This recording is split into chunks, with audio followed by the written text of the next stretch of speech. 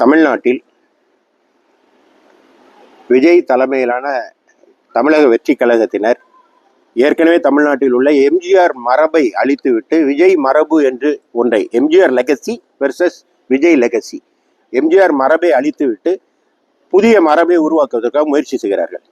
இந்த தேர்தலுக்கு முன்பாக அவங்களுடைய நிலைப்பாடு என்ன? திராவிட முன்னேற்ற கழகம் ஒரு தீய சக்தி, அதை அழிக்கணும்னு வந்தார். எனவே ஒரு புரட்சித் தலைவர் எம்ஜிஆர் படத்தை பயன்படுத்தினார், பேரறிஞர் அண்ணா படத்தை தேர்தலில் பயன்படுத்தினார். மதுரை மாநாட்டில் முகப்பே புரட்சித் தலைவர் எம்ஜிஆர் படம் தான், பேரறிஞர் அண்ணா படம் தான். அப்போ தேர்தலில் அதிமுகவும் திமுக ஒரு தீய சக்தி, அதை அகற்றணும்னு தான் போராடிச்சு. இப்போ வெற்றி, தேர்தல் முடிஞ்சிடுச்சு. ஆனால் தேர்தல் வெற்றிக்கு பயன்படுத்திய புரட்சித் தலைவர் முகத்தையும் தேர்தல் வெற்றிக்கு பயன்படுத்திய பேரறிஞர் அண்ணாவுடைய முகத்தையும் இப்ப தாவக எங்க வைத்திருக்கிறது? எங்கேயாவது பயன்படுத்துறாங்களா? தேர்தல் வெற்றி அடைந்ததும்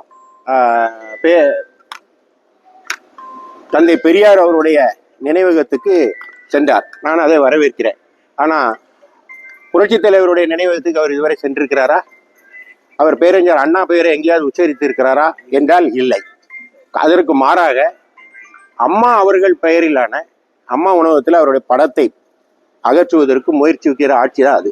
எனவே இறுதியில் இந்த எம்ஜிஆர் லெகசி என்று சொல்லப்படுகிற எம்ஜிஆர் மரபை ஒருபோதும் தமிழ்நாட்டிலிருந்து பிரிக்க முடியாது. அதிமுக அழித்திரலான்னு கிளம்பி போன பலர் அழிந்து போனதுதான் வரலாறு. அதிமுகங்கிறது ஒரு ஆலமரம். அந்த ஆலமரத்தினுடைய சில இலைகள் உதிரதான் செய்யும், மரப்பட்டைகள் உதிரதான் செய்யும். ஆனால் அதிமுக ஆலமரம் என்றைக்கும் அசையாமல் இருக்கும்.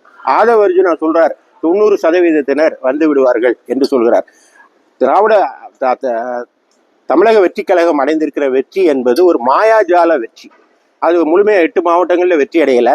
கிட்டத்தட்ட 48 தொகுதிகளில் 3வது இடம். தற்போது அதிமுகவிலிருந்து ஆள் பிடிக்கிற வேலையை அவர்கள் செய்து கொண்டிருக்கார், பிள்ளைப்பிடிக்காரனாக மாறி இருக்கிறார்கள். அது மாதிரி அவங்களுக்கு ஒரிஜினலா அவங்களுக்கு போதிய எண்ணிக்கை பலம் இல்லாதனால திராவிட முன்னேற்ற கழகத்தினுடைய கூட்டணியில இருந்து ஆள் தூக்கியிருக்காங்க, ஆளை வர வச்சிருக்காங்க. நான் என்ன சொல்றேன்னா, நீங்க என்ன சொல்லி ஆட்சிக்கு வந்தீங்க? திராவிட முன்னேற்ற கழகம் ஒரு தீய சக்தி, அதுக்கு துணை நிற்பவர்களும் அந்த தீய சக்திக்கு துணை போகிறவர்கள் சொல்லிட்டு நீங்க தூய சக்தின்னு உங்களை ஆலோசிக்கிறீங்க. தேர்தல் முடிஞ்சவர்கள் என்ன செஞ்சிருக்கணும்? இதை தான் திராவிட முன்னேற்ற கழகம் ஒரு தவறான சக்தி தான் அதிமுக சொல்லுச்சு. நீங்க 108 இடங்கள் பெற்றீங்க, அதிமுக 47 இடங்கள் பெற்றுச்சு. அப்போ ஆட்சி அமைக்க போதிய உங்களுக்கு எண்ணிக்கை இல்லாத போது நீங்க யாரை அழைச்சிருக்கணும்? அதிமுக தான் அழைச்சிருக்கணும். ஏன்னா தீய சக்தியை வீழ்த்துறது தானே ரெண்டோருடைய நோக்கம்.